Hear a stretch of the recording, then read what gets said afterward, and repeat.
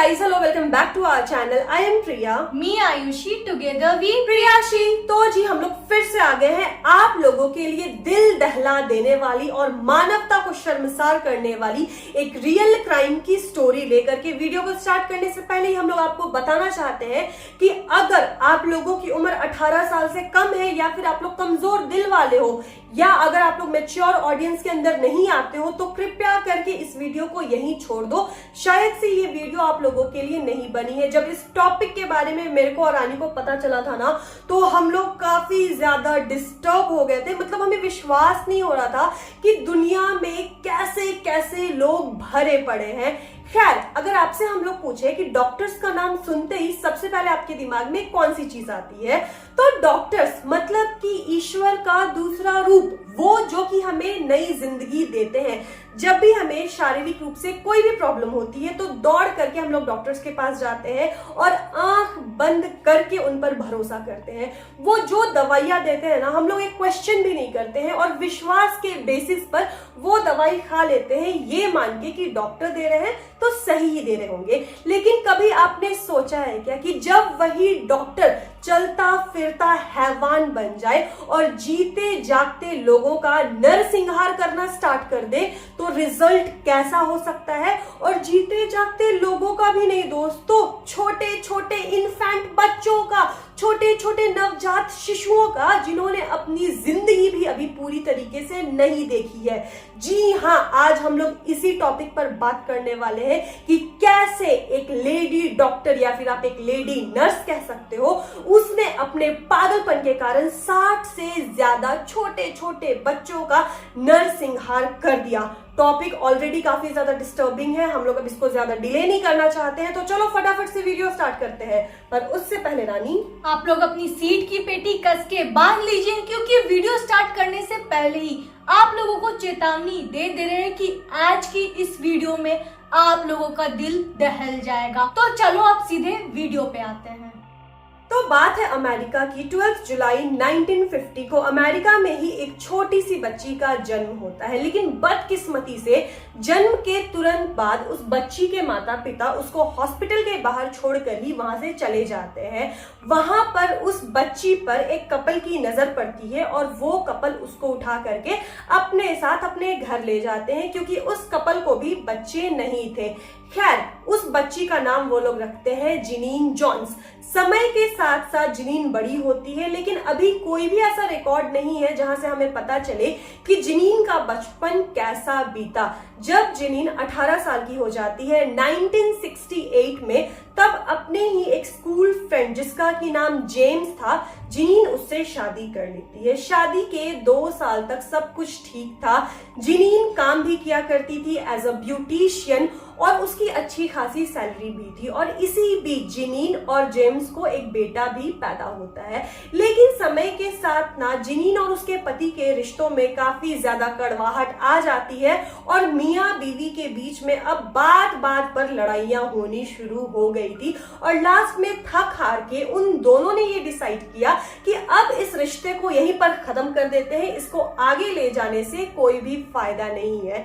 वहां पर उन दोनों ने डिसाइड किया कि वो लोग डाइवोर्स ले लेंगे और शादी के 2 साल के बाद वो लोग डाइवोर्स ले भी लेते हैं। कुछ सालों के बाद पता नहीं क्या होता है, जिनीन और उसका पति जेम्स दोनों वापस से रिलेशनशिप में आ जाते हैं और साथ में रहने लगते हैं। लेकिन इस बार पता नहीं उन्होंने अपने रिश्ते को कौन सा नाम दिया, बिना शादी के वो लोग साथ रहते हैं और उनको एक बेटी भी होती है। लेकिन यहाँ पर ना मेरे को एक सीरियल का नाम याद आ रहा है, इस प्यार को मैं क्या नाम दूं। खैर, उसके बाद जिनीन की बेटी हो जाती है और बेटी पैदा होने के बाद जिनीन को ये फील होता है कि उन लोगों के खर्चे बढ़ गए हैं और ब्यूटिशियन के काम से वो इतने पैसे अर्न नहीं कर रही है कि वो अपने दोनों बच्चों का भरण पोषण ठीक से कर सके। और उतने सालों से वो लगातार ब्यूटिशियन का ही काम कर रही थी, तो वो अपने काम से थोड़ा बोर भी हो चुकी थी और उसे फॉर अ चेंज नए काम की तलाश थी। तो वो क्या डिसाइड करती है, काफी सोचने समझने के बाद, कि वो वोकेशनल नर्स की ट्रेनिंग लेगी। और वो वोकेशनल नर्स की ट्रेनिंग भी लेती है और ट्रेनिंग खत्म करने के बाद हॉस्पिटल्स में जाकर के काम की तलाश करने लगती है।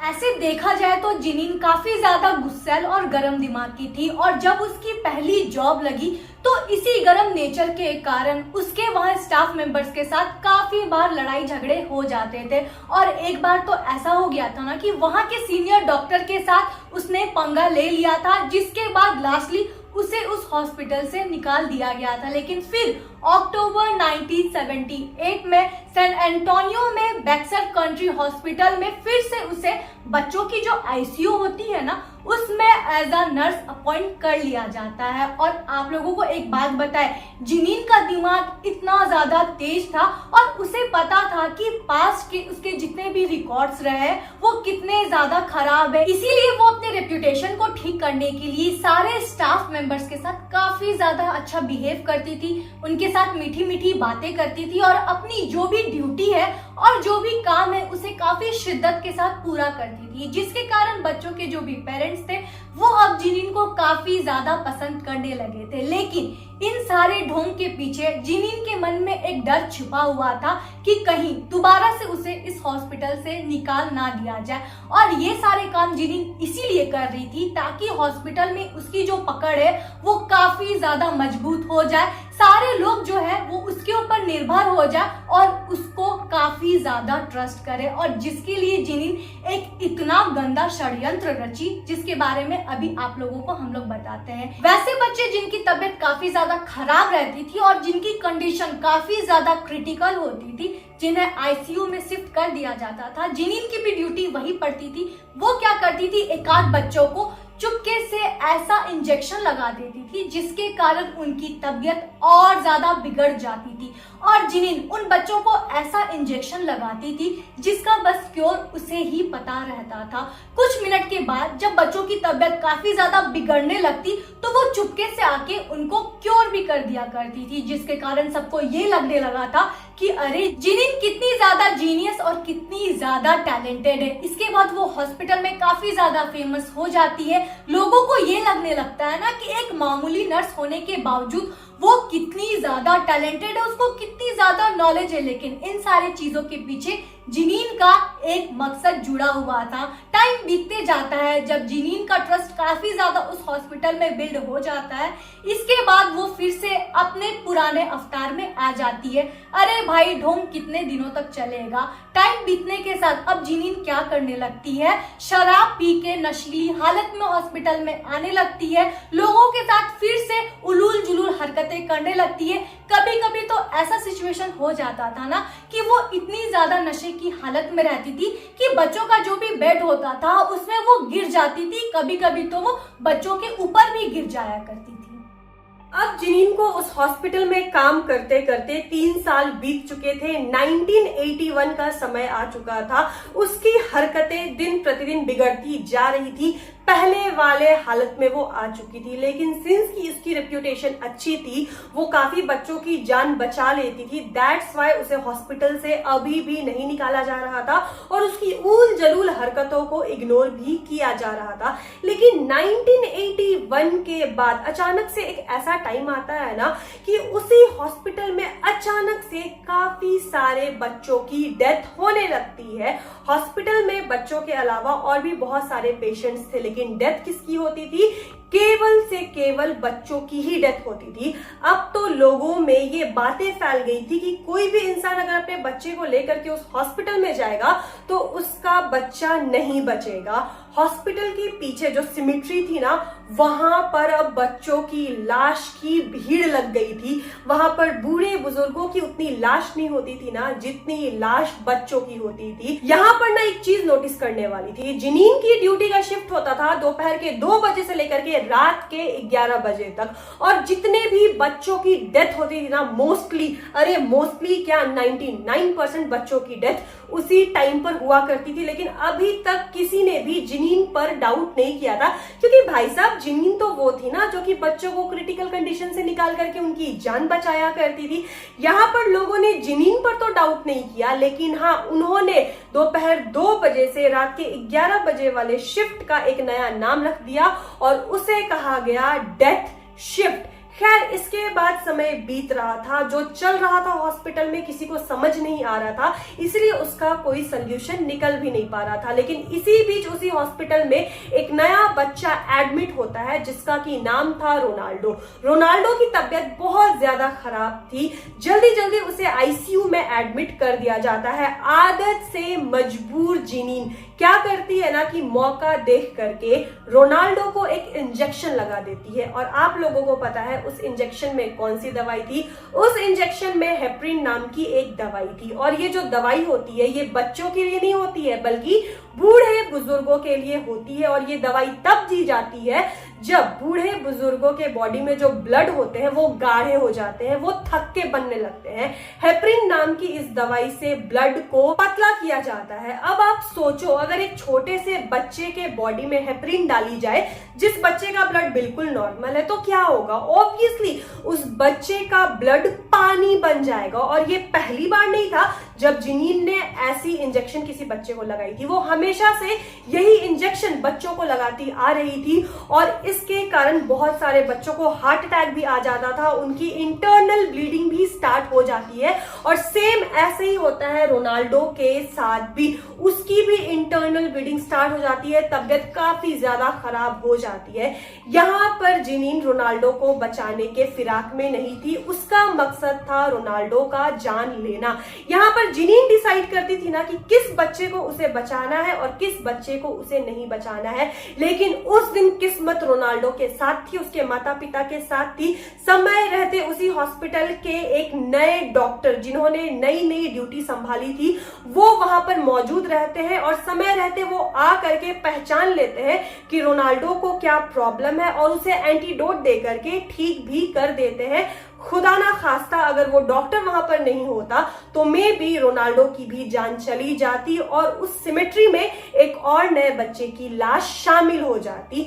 यहाँ पर अब डॉक्टर्स को ना काफी ज्यादा डाउट होने लगा था कि रोनाल्डो के बॉडी में आखिर हेपरिन गई तो गई कैसे। वहां पर सबने मिल करके प्लानिंग किया और कमेटी बिठाई। वहां कमेटी में ये बात सामने आई कि उस वक्त आईसीयू में आखिर कौन कौन सी नर्सेज मौजूद थी। उस वक्त सीसीटीवी कैमरास नहीं होते थे, लेकिन जो नर्स का ड्यूटी वहां पर पड़ा हुआ था उन सारी नर्सेस को बुलाया जाता है। लेकिन यहाँ पर फिर से किस तरीके से जिनीन पर डायरेक्टली फिंगर कोई डाल सकता है, कोई उसे गलत साबित नहीं कर सकता था क्योंकि कोई सबूत ही नहीं था। तो इसीलिए फाइनल कंक्लूजन क्या लिया गया ना कि जितनी भी वोकेशनल नर्सेस थी जिनकी ड्यूटी उस वक्त आईसीयू में थी सबको हॉस्पिटल से निकाल दिया जाएगा और ऐसे ही जिनीन को भी उस हॉस्पिटल से निकाल दिया जाता है। उस हॉस्पिटल से निकाले जाने के बावजूद जिनीन के जो भी गंदे इरादे थे वो शांत होने का नाम नहीं ले रहे थे। दोबारा उसकी तलाश जारी हो जाती है कि कैसे नए हॉस्पिटल में फिर से उसे नर्स की ड्यूटी मिल जाए। बल्कि इस बार तो उसके अच्छे पास रिकॉर्ड के कारण उसे एक नए हॉस्पिटल में एज अ असिस्टेंट अपॉइंट कर लिया जाता है डॉक्टर कैथलीन के अंदर। और वो एक नया हॉस्पिटल था। लेकिन आप लोगों को बताएं, जैसी जिनीन उस हॉस्पिटल में अपॉइंट हो जाती है 1 महीने के अंदर उस नए हॉस्पिटल में 8 नवजात बच्चों की डेथ हो जाती है। अभी तक जिनीन के ऊपर किसी का भी शक नहीं हुआ था। पर एक बात अजीब सी थी, कोई भी अगर बच्चे वहां पर आते थे, एडमिट होते थे, जिन्हें उस हॉस्पिटल में छोटे मोटे बीमारियों के लिए ही एडमिट किया जाता था जैसे फीवर, कोल्ड, कफ। लेकिन उस हॉस्पिटल में एडमिट होने के तुरंत बाद उनकी तबीयत इतनी ज्यादा बिगड़ जाती थी कि किसी को भी समझ में नहीं आ रहा था कि आखिर उनके बच्चों के साथ ऐसा क्यों हो रहा है। और 1-2 घंटों के बाद उनके बच्चों की मौत भी हो जाती थी। ये सारी घटना के बाद वो हॉस्पिटल काफी ज्यादा बदनाम हो चुका था। लोग अपने बच्चों को उस हॉस्पिटल में एडमिट करने से डर भी रहे थे। डॉक्टर कैथलीन भी यहाँ पर टेंशन में आ गई थी, लेकिन किसी को भी जिनीन के ऊपर शक नहीं हो रहा था। लेकिन एक घटना ऐसी होती है जिसके बाद जिनीन का जो भी काला सच है वो सबके सामने आ जाता है। बात है ये 1984 की एक छोटी सी बच्ची। उस बच्चे की उम्र मात्र 15 महीने की थी जिसका नाम था चेल्सी। रात में हल्की सी ठंड लगने के कारण वो हॉस्पिटल जाती है अपना चेकअप कराने के लिए। और जैसे ही उस बच्ची को हॉस्पिटल में एडमिट किया जाता है, उसकी माँ भी उसके साथ होती है। तब तक जिनीन आती है और उसकी माँ को कहती है कि आप थोड़ा सा साइड हटिए, मुझे इस बच्ची को 1-2 दवाइयां देनी है। और ऐसा कहकर जिनीन उस बच्ची को 1-2 इंजेक्शंस लगा देती है। इंजेक्शन लगाने के 4 से 5 मिनट बाद अचानक से उस बच्ची की तबीयत काफी ज्यादा बिगड़ने लगती है। अब यहाँ पर जिनीन अच्छा बनने के लिए डॉक्टर को आवाजें भी लगाती है, लेकिन देर काफी ज्यादा हो गई थी। जब तक डॉक्टर आते वो बच्ची अपनी माँ की गोद में ही दम तोड़ चुकी थी। उस बच्ची को कार्डियक अरेस्ट आ चुका था। यहाँ पर जेनिन चेल्सी को पहले की तरह हेपरिन नहीं देती है, बल्कि इस बार वो हेपरिन से भी कहीं ज्यादा खतरनाक दवाई यूज करती है। वो यहाँ पर यूज करती है सेक्शनिल कॉलिन, और ये काइंड ऑफ एनेस्थीसिया होता है जो कि मसल्स को रिलैक्स करने के काम आता है। जब भी किसी पेशेंट के ऊपर ये दवाई यूज होती है ना, तो एक पर्टिकुलर पोर्शन में ही यूज होती है, उसी पोर्शन में जिस पोर्शन को पैरालाइज किया जाता है। और सेक्शनिल कॉलिन इतनी ज्यादा पावरफुल होती है कि उसका बहुत थोड़ा अमाउंट यूज होता है, वो भी डायरेक्टली नहीं। सेक्शनिल कॉलिन को दूसरे केमिकल्स के साथ मिला करके इसके पावर को कम किया जाता है, तभी पेशेंट को दिया जाता है। और चेल्सी तो एक 15 महीने की छोटी सी बच्ची थी। आप खुद समझ सकते हो कि उसका बॉडी इस चीज को बर्दाश्त ही नहीं कर सकता, क्योंकि उसे सेक्शनिल कॉलिन की पूरी बॉटल दे दी गई थी। खैर, यहाँ पर जिस डॉक्टर को वो आवाज देती है ना, उस डॉक्टर का नाम रहता है डॉक्टर फ्रैंक, और वो खुद ही एक बहुत बड़े डॉक्टर रहते हैं। और यहीं पर जेनिन ने सबसे बड़ी गलती कर दी। जब डॉक्टर ने चेल्सी की हालत देखी ना, उन्हें समझ में आ गया था कि दाल में कुछ ना कुछ तो काला है, लेकिन उनके पास कोई पुख्ता सबूत नहीं था, इसीलिए वो वहां पर कुछ नहीं बोलते हैं। जब चेल्सी की बॉडी का पोस्टमार्टम किया जाता है तो बॉडी में से कुछ भी नहीं निकलता है, क्योंकि यहाँ पर जो ये दवाई है सेक्शनिल कॉलिन, इसका असर बॉडी में केवल 8 से 10 मिनट तक ही रहता है। उसके बाद बॉडी में ये दवाई पानी बन जाती है। लेकिन डॉक्टर फ्रैंक को अभी भी कहीं ना कहीं डाउट था। काफी सोचने समझने के बाद ये डॉक्टर सामने से आकर के ये दावा करते हैं कि फिर से चेल्सी की डेड बॉडी के कुछ टिश्यू को बाहर निकाला जाए। वो टेस्ट करना चाहते हैं क्योंकि उन्हें कहीं ना कहीं डाउट है चेल्सी की बॉडी में सेक्शनिल कॉलिन को डाला गया है। और वो ये भी बोलते हैं कि अगर मैं गलत हुआ तो मैं जिंदगी भर खुद को डॉक्टर नहीं बुलाऊंगा और अपनी इस पेशे को छोड़ दूंगा। और जैसा कि डॉक्टर ने दावा किया था, उनके दावे के बेसिस पर वापस से चेल्सी की कब्र की खुदाई होती है। कब्र में से उसकी डेड बॉडी में से छोटा सा टिश्यू का पार्ट निकाला जाता है, उसको एग्जामिन किया जाता है। और जैसा कि डॉक्टर को शक था कि अगर किसी की डेथ सेक्शनिल कॉलिन के कारण होती है ना, तो उसकी बॉडी में से एक पर्टिकुलर टाइप की बहुत गंदी बदबू आती है। सेम बदबू चेल्सी के टिश्यू से भी आ रही थी, और कहीं ना कहीं अब डॉक्टर का दावा सच हो चुका था। यहाँ पर अब बात ये थी कि आखिर ये जो सेक्शनिल कॉलिन है, इसको चेल्सी की बॉडी में किसने डाला। उसके बाद डॉक्टर कैथलीन, उनसे भी पूछताछ की जाती है, लेकिन डॉक्टर कैथलीन को कोई भी नॉलेज नहीं थी। वो पुलिस को सीधे सीधे बोलती है कि आपको जो जांच पड़ताल करनी है आप करिए, मेरा पूरा सहयोग रहेगा आप लोगों के साथ। डॉक्टर कैथलीन के क्लिनिक की पूरी जांच की जाती है। उनके क्लिनिक से ना 12 बॉटल निकलते हैं सेक्शनिल कॉलिन के, लेकिन उसमें से एक बॉटल था जिसको खाली करके उसमें पानी भर दिया गया था। अब यहाँ शक की सीधी सीधी सुई किस पे जाएगी। डॉक्टर कैथलीन ने अगर उसको यूज नहीं किया तो कौन करेगा? ऑब्वियसली जेनिन करेगी, क्योंकि जेनिन के अलावे उस केबिन में किसी की भी एंट्री अलाउड नहीं थी। जब जेनिन को पकड़ा जाता है ना, तो बिना देर लगाए जेनिन अपना गुनाह खुद से कबूल कर लेती है। साथ ही साथ पास्ट में किए अपने सारे काले चिट्ठे भी बयां कर देती है। जब यहाँ जेनिन से पूछा जाता है कि ये सब गंदी हरकतें करने के पीछे उसका रीजन, तो रीजन साफ था, क्योंकि मुझे मन करता था, मुझे अच्छा लगता था, ये चीजें मुझे खुशी देती थी। ये खबर जैसे ही बाहर आई ना, पूरे अमेरिका में लोगों का गुस्सा फूट चुका था। वैसे पेरेंट्स जिनके बच्चे जेनिन के कारण इस दुनिया में नहीं थे, सारे लोग गुस्से से आग बबूला हो गए थे। और जेनिन को जब कोर्ट में पेश किया गया, उसके लिए सख्त से सख्त सजा की मांग की गई। लेकिन 1992 से पहले अमेरिका में बच्चों का ऐसे नरसंहार करने के लिए कोई भी सजा स्पेसिफिक नहीं थी। दैट्स वाई उसे केवल 99 इयर्स के लिए, मतलब कि उम्र कैद के लिए सजा दे दी गई। खैर, इतने बड़े जुर्म के लिए इतनी छोटी सजा बहुत कम है। लेकिन 2018 में क्या होता है, अमेरिका का जो जेल था वो काफी ज्यादा ओवरक्राउडेड हो गया था, जिसके कारण गवर्नमेंट ये डिसीजन लेती है कि जितने भी पुराने क्रिमिनल्स हैं उनको रिलीज कर दिया जाएगा, जिसमें जेनिन भी शामिल थी। लेकिन जैसी लोगों को इस बारे में पता चलता है, वो लोग फिर से गुस्से में आ जाते हैं कि आप लोग एक हैवान को कैसे खुला छोड़ सकते हो। लेकिन फिर से पब्लिक प्रेशर इतना बनाती है कि जेनिन को दोबारा से जेल में बंद कर दिया जाता है। यहाँ पर जेनिन की करतूतों के लिए ये सजा तो काफी कम है, लेकिन विश्वास नहीं होता है कि एक जीता जागता इंसान छोटे छोटे मासूम और छोटे छोटे निर्दोष बच्चों की जान कैसे ले सकता है। मतलब इन लोगों के दिमाग में क्या चलता है ना, यही समझे। खैर, ऊपर वाले तो सबका हिसाब किताब करते ही है। जब जेनिन भी इस दुनिया से जाएगी ना, उसका भी अच्छा खासा हिसाब किताब होगा ही। तो दोस्तों, यही थी आज की रियल क्राइम स्टोरी। अब अगर हम लोग डॉक्टर पे भरोसा ना करें तो पता नहीं किस पे ही करेंगे। आप बताना कि आपको ये स्टोरी कैसी लगी, और अगर पसंद आए तो रानी इस वीडियो को लाइक कर देना, और अगर आप हमारे चैनल पे नए हो और हमारा ये फेस पहली बार देख रहे हो तो हमारे चैनल को भी सब्सक्राइब कर देना। मिलते हैं नेक्स्ट वीडियो के साथ, तब तक के लिए बाय।